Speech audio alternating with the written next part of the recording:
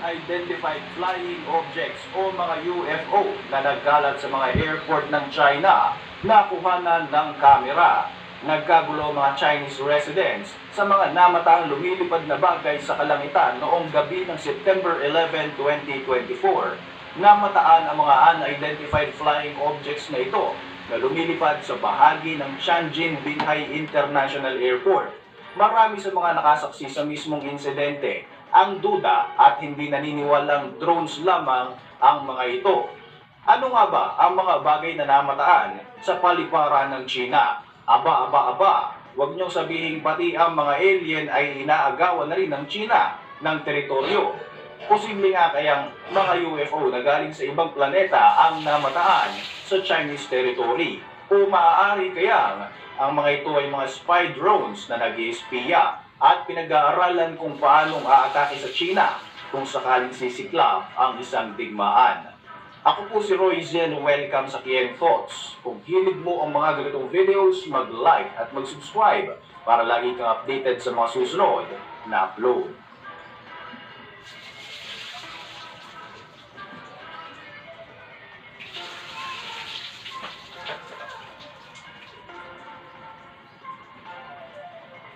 Noong September 11, 2024, sunod-sunod na nagsulputan ang mga unidentified flying objects o mga UFO sa ilang airport sa China at naapektuhan nito ang maraming mga flights dahil ang iba rito ay nakansela habang ang iba naman ay kinailangan mag-divert sa ibang airport para sa kanilang kaligtasan. Ayon sa opisyal na pahayag ng Chinese government, ang mga bagay na nakuha na ng video ng mga residente ay mga civilian drones na nanghimasok sa airspace ng China. Duda naman ang marami sapagkat hindi naman kayang lumipad ng pangmatagalan ng mga drones sa himpapawid. Dahil dito, marami ang natakot sa isiping baka nga mga UFO mula sa kalawakan ang kanilang nasaksihan. Nabansagan ang pangyayari ito bilang 9/11 incident. Kahit nga wala namang masamang panahon ng gabing iyon ng September 11, inactivate ng Tianjin International Airport ang Yellow Level Emergency Response at kinansela ang lahat ng mga flight sa paliparang ito. Agad ding isinarado ang airport sa loob ng halos 10 oras ng araw din iyon. Aabot sa 29 scheduled flights ang na-delay at 8 ang agad na na-cancel, habang 32 flights naman ang kinailangan mag-landing sa ibang airport. Ayon sa report, agaran pang nagpadala ng mga fighter jets sa airport ang Chinese Air Force upang mag-imbestiga sa mga namataang drones pero wala din itong nagawa. Ang iba sa mga eroplanong maglalanding sana sa Tianjin Airport ay sinubukang magpaikot-ikot sa himpapawid at umaasang makakapag-landing sila rito ng maayos pero nabigo nga sila. Apektado naman ang higit sa 3,000 mga pasahero sa naturang paliparan. Sa mga nakalipas na taon, nagkaroon na rin ng ganitong insidente kung saan naapektuhan ng mga drones ang mga airport operations sa China. Pero para magkaroon ng closure ng airport at ikansela ang lahat ng mga flights dito, ito ay isang indikasyon na napakaseryoso ng naging sitwasyon. Noong gabi naman ng September 12, kahit na mas dinagdagan ang mga security personnel at nagkaroon na rin ng mga police presence sa Chinese airport, muli na namang namataan ang mga unidentified flying objects na ito. Dahil dito, hindi na naman nakapag-landing na maayos ng mga eroplanong papabasa na sa Tianjin International Airport. Ganito rin ang nangyari sa gabi ng September 13 at mas marami pa nga ang naglilitawang mga lumilipad na bagay. Ang iba ay nagliliwanag pa habang ito ay lumilipad sa kalangitan. Ayon sa mga witness, minsan ay 4 at minsan naman ay 5 ang sabay-sabay na mga flying objects na makikita sa himpapawid malapit sa airport.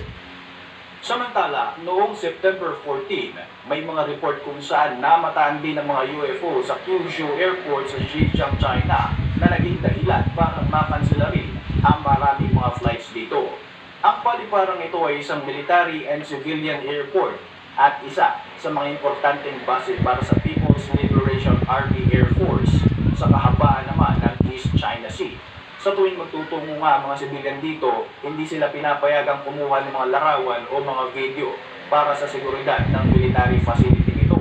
Bandang 5:25 ng umaga ng September 15, marami mga residente naman sa bahagi ng Beijing ang nakasaksi sa napakalaki at maliwanag na bagay sa kalangitan habang paikot-ikot pa ito. Tinatayang nasa 3 mga UFO ang namataan ng ilang mga nakasaksi at talaga namang ikinatakot ng mga ito. Isang residente naman ng Beijing ang nakapag-video sa ilang mga UFO na lumilipad bandang 6 PM ng parehong araw. Noong una ay para lamang daw isang ilaw ang bagay na ito, pero kalaunan ay naging 3 liwanag ang nakita ng Chinese resident.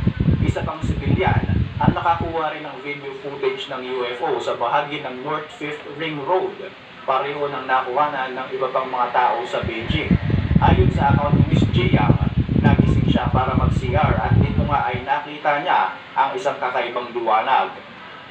Noong una ay nakala niyang commercial lights lamang ang mga ito, pero nagtaka daw siya sa mga mysterious lights dahil wala itong pattern at nagpaikot-ikot na nga ito sa himpapawid bago tuluyang naglaho.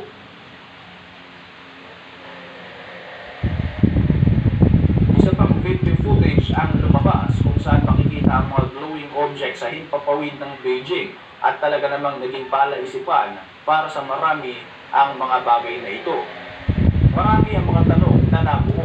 Drone nga ba talaga ang mga flying objects na ito? Bakit hindi naging epektibo ang mga countermeasures ng airport katulad ng drone jamming guns na epektibo sa airport defense? Marami ang nagtatanong kung bakit hindi raw binabagsak ang mga drones na ito dahil nagiging sanhi na nga ng problema sa Tianjin Airport. Katulad ng mga naging insidente noong 2022 sa Shenzhen Airport kung saan binabagsak ng mga airport staff ang isang drone na nakapasok sa airport vicinity. Malaking katanungan kung bakit hindi raw nagawa ng paraan ng mga opisyales ang problemang ito na halos ilang araw din naging issue para sa iba't ibang mga airport. Dahil dito ay nagkaroon na nga ng duda ang mga tao hinggil sa paliwanag ng mga airport officials at ng Chinese government na drones lamang ang mga bagay na lumilipad. Unang-una, ang isang civilian drones ay may maximum flight time lamang na 30 minutes at kaya lamang lumipad sa taas na 500 meters. Ang mga lumilipad na bagay sa Tianjin Airport ay mahigit sa 10 oras na naging problema. Bukod dito, may mga electronic fencing technology ang mga airport para maiwasan sana ang mga ganitong uri ng problema. Bukod dito ay may mga pre-program na no-fly zone din ang mga drones, kaya naman hindi ito makakalipad malapit sa airport. Mayroon din mga jamming devices na ginagamit ang mga airport para maiwasan ang paglipad ng drone sa mga restricted area katulad ito. Dahil sa ilang mga rason na ito, marami ang nagdududa sa paliwanag ng Chinese authorities. Samantala, ilan sa mga Chinese analysts ang naniniwala na mayroong nangihimasok sa kanilang teritoryo upang mag-espiya gamit ang mga flying objects na ito. Ayon sa isang opisyal, sinubukang i-intercept ng Chinese military ang mga lumilipad na bagay na ito pero nabigo sila dahil tila napaka-advance ng teknolohiya na ginamit sa bagay na ito. Tila pinaglalaroan daw ng sinumang operator ng lumilipad na bagay ang mga Chinese airport, kaya naman kinailangan na nga nitong magsara at tuluyang itigil ang operasyon ng halos 10 oras. Dahil nagbabalik-balik nga ang mga drones na ito sa Chinese airspace ng ilang gabi, para sa mga opisyal, ito ay isang deliberate provocation at hindi aksidenteng pagpasok lamang sa kanilang teritoryo. Ayon sa Chinese military, posibleng modified at wired-controlled drones ang mga lumilipad na ito katulad ng mga namataan noong kasagsagan ng digmaan ng Russia at Ukraine. Sa mga nagaganap kasi na digmaan sa kasalukuyan, katulad nga sa Russia at Ukraine at ng Israel at Hamas, madalas na naririnig natin ang mga balita ng mga attack drones na ginagamit ng magkabilang panig para umatake sa military bases at sa mga barko sa bahagi ng Red Sea. Hindi raw imposible na ganito rin ang mga flying objects na namataan malapit sa Tianjin Airport.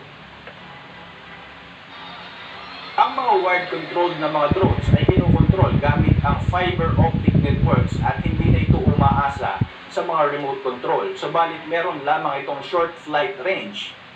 Aabot lamang sa 5 kilometers ang kakayanin nito at base sa espekulasyon ng Chinese military, posibleng ito ang ginagamit ng sinumang operator ng mga lumilipad na bagay. Pero kung sakaling tama raw ang Chinese military sa kanilang teorya, isang mapangahas na panghihimasok daw ito sa kanilang teritoryo at dapat ay panagutin kung sino man ang mga responsable. Sa kasalukuyan ay iniimbestigahan pa ng China ang insidente na ito at wala pang inilalabas na opisyal na pahayag kung ano nga ba talaga ang mga unidentified flying objects na naging sanhi ng pagsasara ng Tianjin Airport mula September 11 hanggang September 14, 2024. Ano sa tingin nyo mga kabayan? Military drones nga kaya ang naglilitawan sa China o posible nga kayang mga bagong kaso na naman ito ng UFO sightings?